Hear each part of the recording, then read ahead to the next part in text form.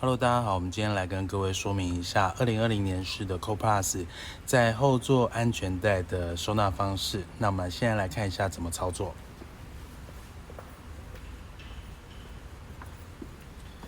那平常我们在开车的时候，后座安全带就会悬浮在这个地方，然后这个头的部分很容易这样敲击，制造一些异音。那我们如果后座没有坐人的状态之下，怎么去收纳它呢？其实很简单，我们先把后座椅背放倒。各位可以看到这边有一个夹具，然后把安全带的部分夹进下层的夹具，然后扣环的部分扣进上层夹具，那这样就完成 Co-Plus 的安全带收纳。好的，我们再从另外一个角度来看一次，那就等于是说，安全带的部分夹进下层夹具，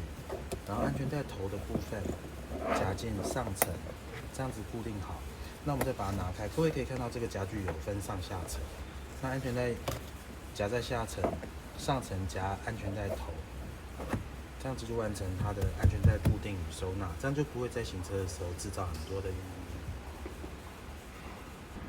那一定会有人问前座呢？那前座这边安全带的间隙跟座椅，还有这边饰板的间隙相当的大，所以它如果我们在行车的时候晃动，它比较不容易敲击到这边的饰板，所以它这边没有设计夹具。那驾驶座的部分，